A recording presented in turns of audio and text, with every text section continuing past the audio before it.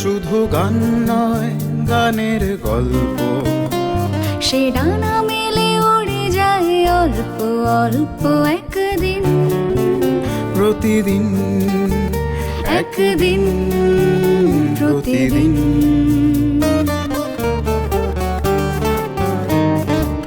কেন সে গান গায় সে কথা অজানা, সে সর সন্ধির সন্ধিতে নিশানা। কেন সে গান গায় সে কথা অজানা, সে সর সন্ধির সন্ধিতে নিশানা। সে কাকে ডাকে কে মনে রাখে, আলো ছায়া মাখা হারানো দিন। সে শুধু গান নয়, প্রাণের স্পন্দন, যার কথা মালা হয়ে ওঠে চন্দন, সুবাসে প্রতিদিন, একদিন প্রতিদিন।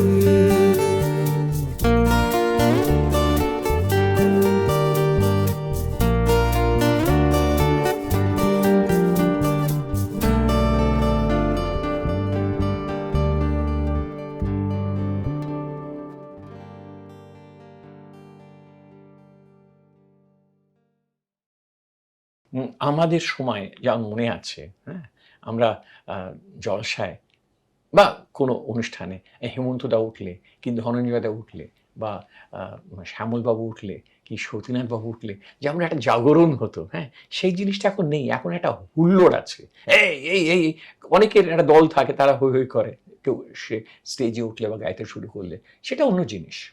কিন্তু এই যে একটা পবিত্র অনুসরণ, মানে তুমি ভেতরে ভেতরে একটা মানুষকে এতটাই ভালোবাসো, তার গান সুরে তুমি মানে মুহূর্তে মুহূর্তে চমকিত হও, হ্যাঁ, এবং তার জন্য তুমি সে কোন পাড়ায় তুমি জানো, আমরা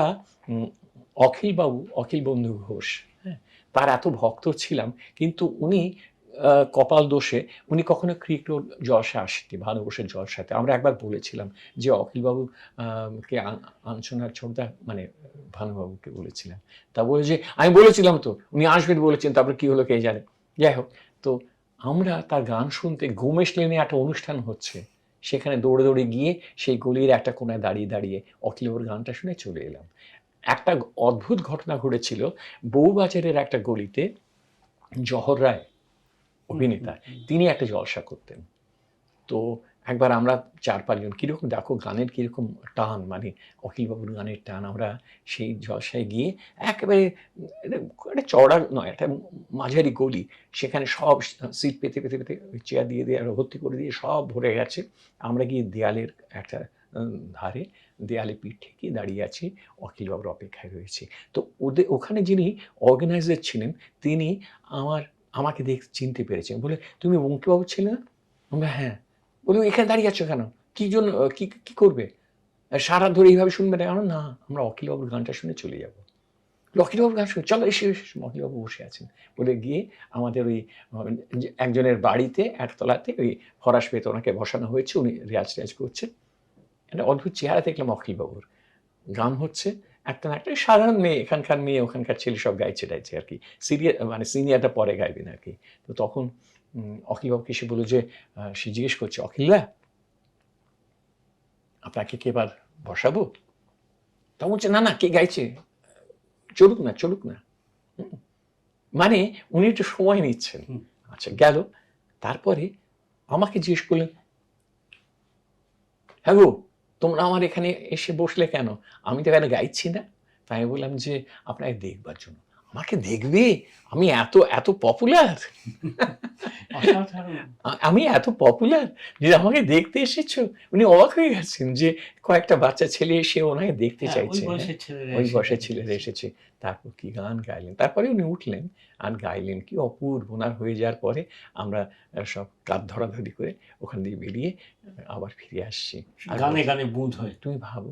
তো এখন এই যে ধরনের বলতে পারো আনুগত্য, এটা তো তৈরি করতে, এটা তো একটা সময়ের ব্যাপার, একটা চর্চা সবসময় যে হারমোনিয়াম বাজিয়ে করতে হবে তা কিন্তু নয়, মাথার মধ্যে মগজের মধ্যে শুনে শুনে, হয় রেকর্ড থেকে নয় রেডিও থেকে। এখন তো আমার মনে হয় যে তুমি যেটা বললে আর কি, একটু যেন চেপে দেওয়ার চেষ্টা হচ্ছে বাংলা গানকে, যেন একটা কিন্তু আগামীর হুম। মানে আপনার মতো গানমগ্ন মানুষ হুম। আর কি, আপনার প্রত্যেকটি লেখার পরতে পরতে গান গান কোনো না কোনোভাবে উঠে আসে। হুম, হুম, খুব প্রত্যক্ষ না থাকলে পরোক্ষেও থাকে। হুম, আগামী দিন হুম। বা যে উত্তর প্রজন্ম যারা আসছে হুম, হুম। বা যারা আমরা আছি সবাই তো প্রজন্মেরই, হ্যাঁ, হ্যাঁ, আপনি আশাবাদী তো? নিশ্চয়ই, অ্যাবসলিউটলি। তা আমি বলছি, যেটা আমাকে শম্ভুদা বলেছিলেন, শম্ভু মিত্র, আমি আর শ্রীপান্থ নিখিল সরকার একবার ওনার বাড়িতে গিয়েছিলাম, তখন এই পার্ল রোডের ওই 4 তলা না 5 তলার উপরে থাকেন। আমরা গিয়েছি, গিয়ে বসে গল্প করছি ওনার সঙ্গে, ওনাকে লিখবার জন্য বলতে লিখেছেন। উনি বললেন,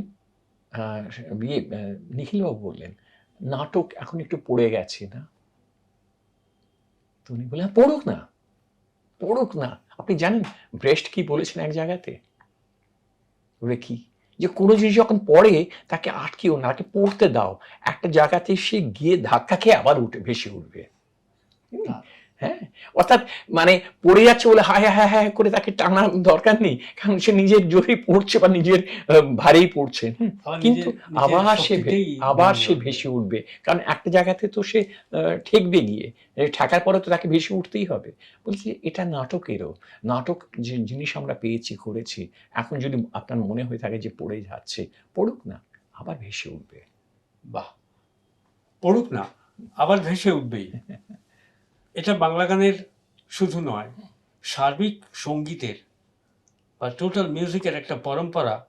কিন্তু ওই শঙ্করদা যে শেষ কথা বললেন, শুভমিত্র বলেছিলেন যে পড়ুক না, আবার ভেসে উঠবেই। আমরা সেই দিনটার দিকে তাকিয়ে আছি, আমরা একসঙ্গে সেটা উপভোগ করব, তার সহযাত্রী হব।